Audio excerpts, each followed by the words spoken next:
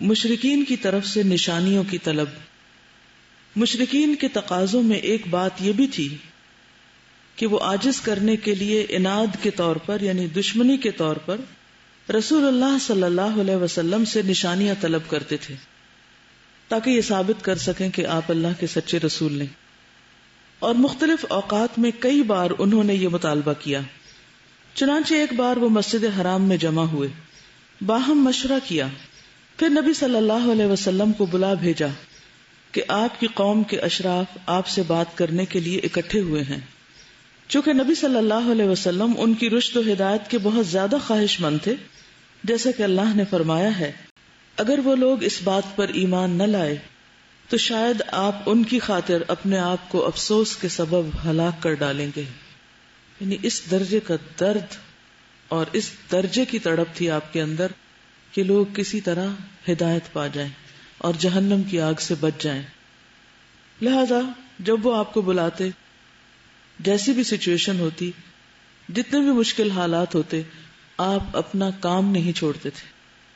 یہاں بھی ان کے بلانے پر آپ تشریف لے گئے۔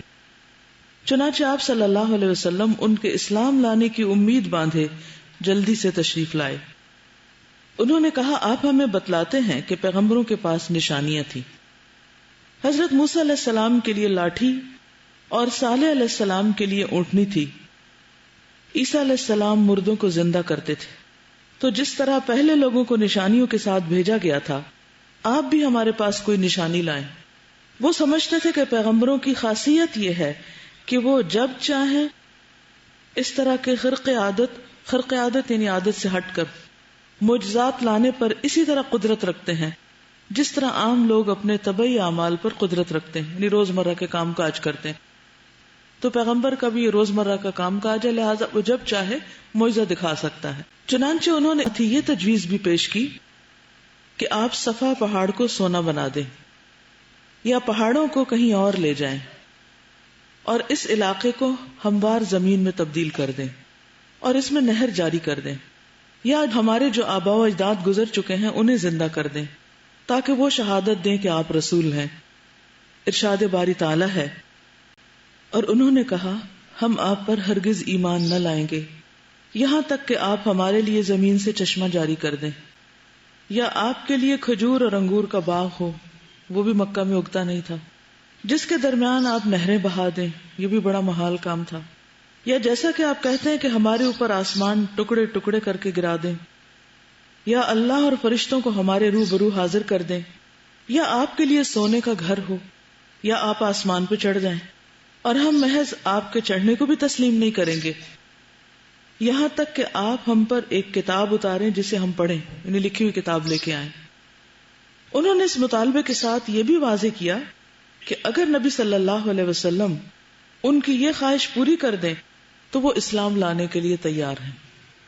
ارشاد باری تعالیٰ ہے، انہوں نے اپنی بھرپور قسموں کے ساتھ اللہ کی یہ قسم کھائی کہ اگر ان کے پاس کوئی نشانی آ گئی تو وہ اس پر ضرور ایمان لائیں گے۔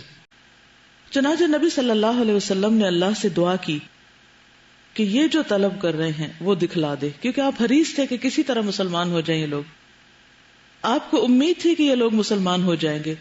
اس پر حضرت جبریل علیہ السلام تشریف لائے اور آپ کو یہ اختیار دیا کہ آپ ایک بات چن لے، جو کچھ یہ لوگ طلب کرتے ہیں انہیں دکھلا دیا جائے، لیکن اس شرط کے ساتھ کہ اس کے بعد اگر کسی نے کفر کیا تو اسے ایسا عذاب دیا جائے گا کہ پوری دنیا والوں میں سے کسی کو ایسا عذاب نہیں دیا جائے گا، یا پھر ان کے لیے توبہ اور رحمت کا دروازہ کھول دیا جائے اور ان کی مطلوبہ چیز نہ دکھائی جائے۔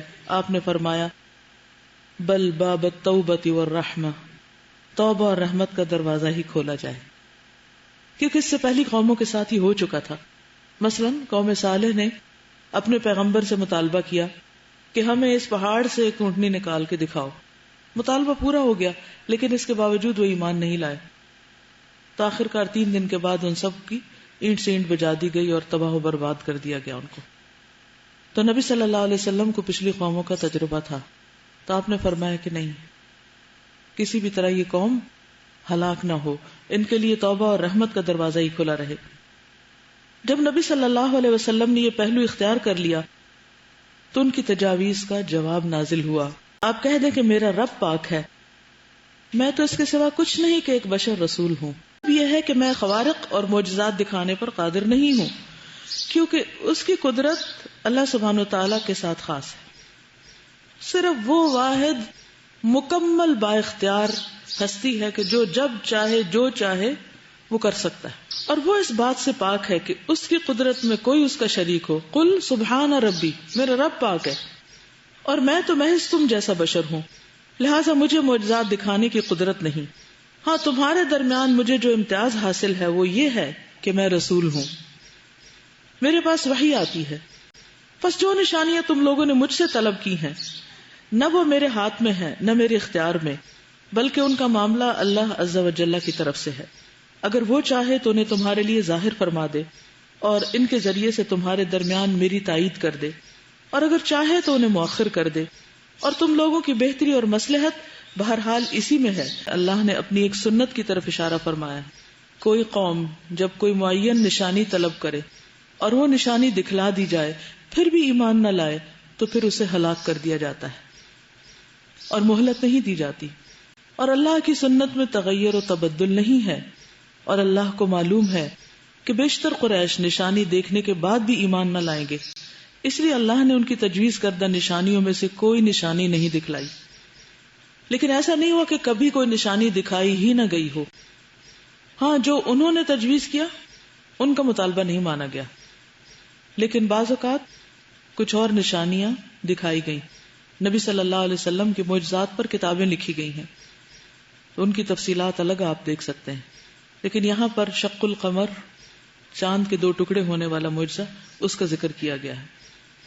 جب قریش نے دیکھا کہ رسول اللہ صلی اللہ علیہ وسلم نے ان کی طلب کردہ مخصوص نشانیوں میں سے کوئی بھی نشانی پیش نہیں کی تو انہوں نے سمجھا کہ آپ کو عاجز اور خاموش کرانے کا بہترین ذریعہ یہ ہے کہ آپ سے نشانی طلب کی جائے. اس سے عوام کو بھی باور کرایا جا سکتا ہے کہ آپ رسول نہیں بلکہ سخن ساز ہیں، یعنی خود ہی کلام گھڑ لائے ہیں. چنانچہ انہوں نے ایک قدم اور آگے بڑھایا اور طے کیا کہ آپ سے بلا تعین کوئی بھی نشانی طلب کی جائے. پہلے تو وہ اسپیسیفائی کرتے تھے نا، یہ کرو یہ کرو، لیکن اب انہوں نے کہا چلو جنرلی کچھ مانگ لیتے ہیں تاکہ لوگوں پر آپ کی بے بسی واضح ہو جائے کہ کچھ بھی نہیں کر سکتے اور وہ آپ پر ایمان نہ لائیں. چنانچہ وہ لوگ آپ کے پاس آئے اور کہا آخر کوئی نشانی بھی ہے جس سے ہم جان سکیں کہ آپ اللہ کے رسول ہیں؟ آخر کوئی نشانی بھی ہے، یعنی کوئی بھی ہے تمہارے پاس؟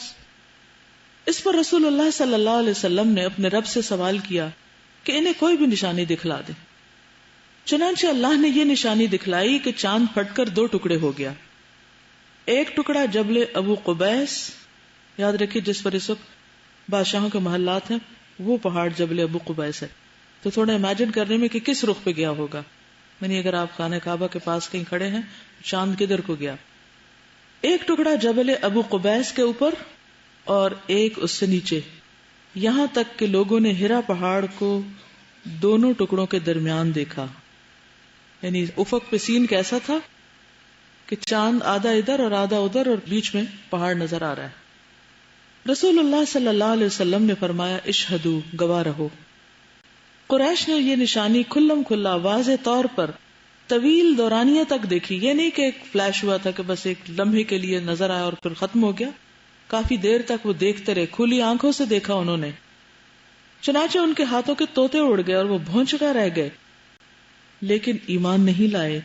کہنے لگے یہ ابو کبشہ کے بیٹے کا جادو ہے، ہم پر محمد نے جادو کر دیا ہے. آتا نا اقتربت الساعۃ وانشق القمر. ایک آدمی نے کہا اگر اس نے تم پر جادو کر دیا ہے تو سارے لوگوں پر نہیں کر سکتا، مسافروں کا انتظار کرو. مسافر آئے، ان سے پوچھا گیا، انہوں نے کہا ہاں ہم نے بھی دیکھا ہے، یعنی راستے میں. لیکن قریش اپنے کفر پر مصر رہے اور اپنی خواہشات ہی کی پیروی کی، اور غالباً شق القمر کا یہ واقعہ اس سے بھی بڑے اور اہم واقعے اسراء و معراج کی تمہید تھا، کیونکہ یوں کھلی آنکھوں چاند کو پھٹا دیکھ لینے سے اسراء اور معراج کا امکان بھی عام ذہن کے لیے قابل قبول ہو سکتا تھا. یعنی ایک طرح سے گریجولی ان کو ایک بڑے معجزے کو بتانے اور سمجھانے کے لیے ایک راہ ہموار کی گئی. واللہ عالم. اسی طرح کچھ اور مواقع پر بھی ہم دیکھتے ہیں. مثلا ایک جگہ ایک اعرابی حضور صلی اللہ علیہ وسلم کے پاس آیا اور کہنے لگا کہ میں کس طرح یقین کروں کہ آپ اللہ کے رسول ہیں. آپ نے فرمایا کہ میں کھجور کے درخت کے خوشے کو بلاتا ہوں، اگر وہ آ گیا تو تم مان لینا. تو آپ نے اس وقت کھجور کے خوشے کو، یعنی درخت کے اندر وہ خوشہ ہوتا ہے نا، اس کو اپنی طرف بلایا تو وہ ٹوٹ کر آپ کے پاس آ گیا. پھر آپ نے اسے حکم دیا تو وہ واپس اپنی جگہ چلا گیا. تو یہ نشانی دیکھ کر یہ بدو مسلمان ہو گیا. تو بات یہ ہے کہ جن لوگوں کو نشانی فائدہ دے ان کے لیے نشانیاں لانا اور دکھانا اللہ کے اذن سے وہ بھی فائدہ مند تھا. لیکن میجورٹی کا حال یہ تھا کہ وہ صرف ایک مقابلے کے طور پر یہ سب کچھ کر رہے تھے، اور اگر دکھا دی جاتی تو انہی کے حق میں مصیبت ہوتی.